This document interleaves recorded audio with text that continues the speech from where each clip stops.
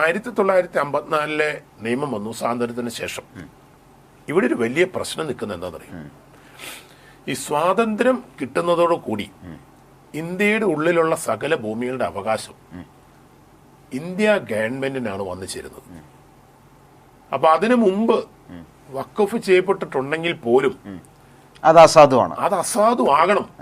കാരണം അന്ന് വരെ ബ്രിട്ടീഷ് ഗവൺമെന്റിന്റെ അല്ലെങ്കിൽ വിദേശ ഗവൺമെന്റിന്റെ കീഴിൽ നിന്നിരുന്ന അല്ലെങ്കിൽ നാട്ടുരാജ്യങ്ങളുടെ കീഴിൽ നിന്നിരുന്ന ഇന്ത്യയിലെ എല്ലാ പ്രദേശങ്ങളും കൂട്ടിച്ചേർക്കപ്പെട്ട് സ്വാതന്ത്ര്യത്തിലേക്ക് വന്ന് ഇന്ത്യ സ്വാതന്ത്ര്യമായി പ്രത്യേകിച്ച് റിപ്പബ്ലിക് ആകുന്നതിലൂടെ, കോൺസ്റ്റിറ്റ്യൂഷൻ നിലവിൽ വന്ന് റിപ്പബ്ലിക് ആകുന്നതിലൂടെ ഓട്ടോമാറ്റിക്കലി എന്ത് സംഭവിച്ചു? ഇന്ത്യയിലെ എൻറ്റയർ ഭൂമി ഉടമസ്ഥാവകാശം ആരിലേക്ക് വന്നു? ഇന്ത്യൻ ഗവൺമെന്റിലേക്ക് വന്നു. അപ്പൊ അങ്ങനെ വരുമ്പോ തന്നെ അതിനു മുമ്പുള്ള പിടിച്ചെടുക്കലുകള് കാര്യങ്ങള് എല്ലാം ഓട്ടോമാറ്റിക്കലി എന്തായിട്ട് പോകണം? അസാധുവായി മാറണം. അതിനുശേഷം ഒരു പുതിയ നിയമത്തിലേക്ക് വരാൻ പാടില്ല. ഇവിടെ 54 ഒരു നിയമനിർമ്മാണം നടന്നു. അതിലൂടെ വീണ്ടും ഇവർക്ക് അവകാശങ്ങൾ ലഭിക്കുന്നു, വീണ്ടും നിയമപരമായ സംരക്ഷണം ലഭിക്കുന്നു. അതിനകത്തുള്ള ചില പോരായ്മകളെ, കുറവുകളെ കൂട്ടിച്ചേർക്കുന്നതിന് വേണ്ടിയിട്ടാണ് ഈ 95 അതികഠിനമായ നിയമനിർമ്മാണം നടക്കുന്നത്. എന്ന് പറഞ്ഞാൽ 54 ആക്ട് റിപ്പീൽ ചെയ്ത് പിൻവലിച്ചിട്ടാണ് പുതിയ നിയമം കൊണ്ടുവന്നിരിക്കുന്നത്. എന്ന് പറഞ്ഞാൽ അവിടെയാണോ കുടി ഇറങ്ങണം, കുടിയേറ്റക്കാരെ കുടി ഇറക്കണം എന്നുള്ള നിലയിലേക്ക് വരുന്നത്?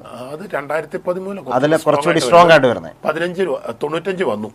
95 അത് എല്ലാ രീതിയിലും ആ അധികാരം അങ്ങോട്ട് സെൻട്രലൈസ് ചെയ്യപ്പെട്ടു.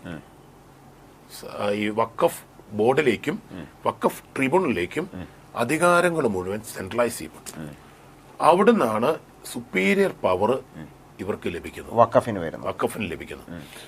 അതിനുശേഷം 2013 അമെന്റ്മെന്റ് അത് ശരിക്കും വളരെ അവിടെയാണ് നമ്മൾ കോൺഗ്രസ് ഗവൺമെന്റിനെ പൊളിറ്റിക്കൽ അജണ്ട പക്ക പൊളിറ്റിക്കൽ അജണ്ട വ്യക്തമാകുന്നത്.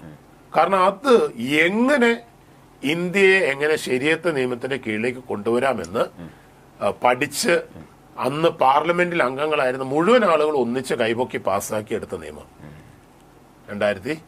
2013 അമെന്റ്മെന്റ്. ആ അമെന്റ്മെന്റ് ആണ് ശരിക്കും പറഞ്ഞ ഇന്ത്യയിലെ മറ്റ് മതവിശ്വാസികളുടെ ഭൂമികളുടെ മേലെ അവകാശവാദം ഡെമോക്രാസിന്റെ വാളായിട്ട് തൂങ്ങി വന്നു.